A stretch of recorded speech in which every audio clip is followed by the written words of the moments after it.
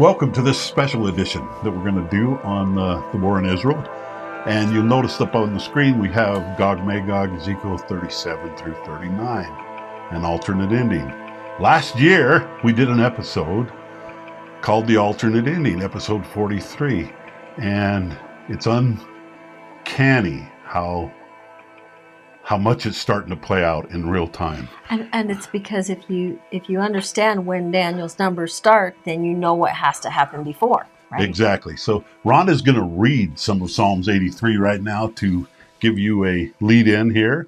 Right. And we're going to just do a little mini, but we encourage you to go watch episode 43 of last year's Old Testament series on Gog Magog, an alternate ending. And anyway. That's kind of the what and the how. And this is just to show you how prophetic this Psalm 83 war is for what we're seeing in Israel right now. Psalm 83 verses 1 through 4.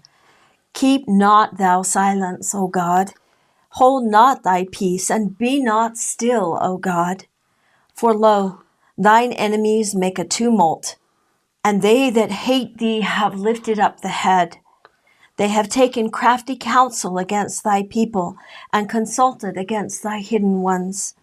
They have said, Come, and let us cut them off from being a nation, that the name of Israel may no more be in remembrance. So that is just incredible when you think of the context of that. But what's really surreal is that as we see this taking place on our television sets or however you get your news, as you see this taking place, you realize that this is fitting right in to the pattern of Daniel's numbers. And this is a war of hatred. This is a war of Israel's neighbors, and that attack that was prophesied clear back in the Old Testament. So many of us know that the Gog Magog battle refers to a battle at the end of the millennium also. But don't forget the cyclical nature of prophecy, and that the Gog Magog battle is also ties directly into Armageddon. And in the process of that, in that battle, we have the circle of attack different than we have in Psalms 83. In the Psalms 83 battle that she just read, this is a war of hatred. This is a war of the nations right around Israel. And of course, we didn't know anything about, or I should say, the prophets of old didn't know anything about the name Hamas or Hezbollah or any of those names in those days. So they used the ancient names for those, which would, be Edom and all those different places. Now, I do not necessarily think it's exactly as I thought it might be in back a year ago.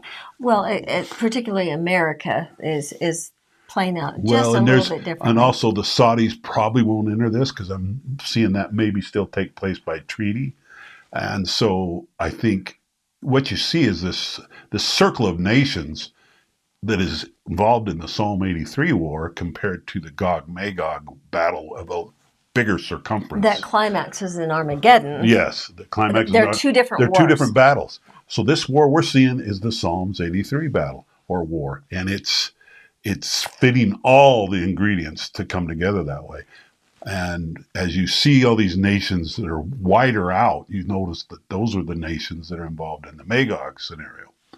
And that this inner circle is the ones that are in the local thing.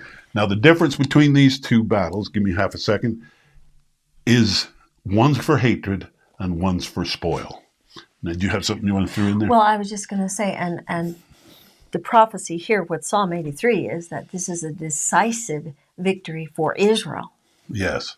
And so we'll see probably, just as Bibi or Benjamin Netanyahu said, we'll probably see the face of the Middle East change right here in the next coming year or so. Maybe over the next 3 even.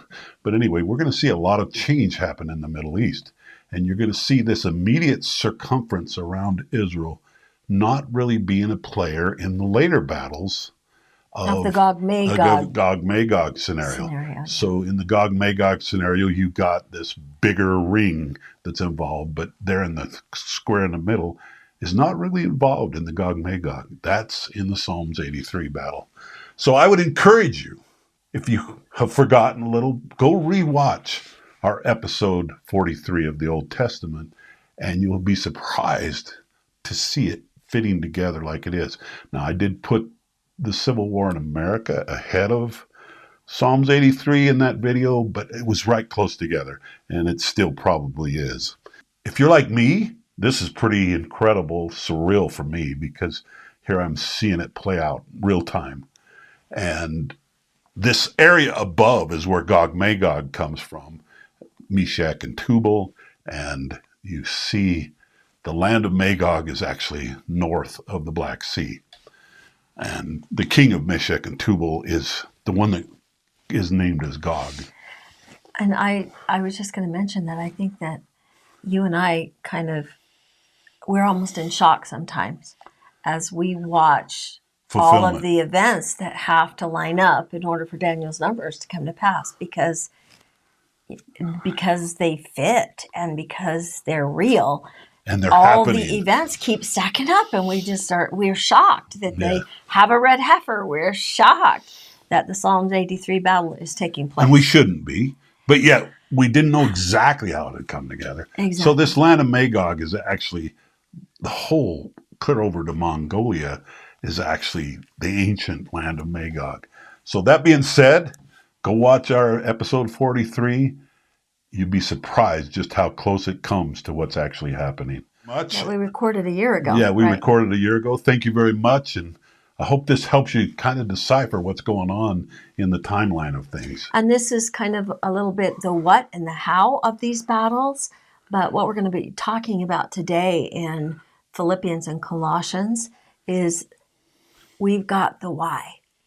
So go watch the 43rd episode of Old Testament, and then you can watch right afterwards the actual Come Follow Me lesson we're going to do right afterwards. Right. So thank you.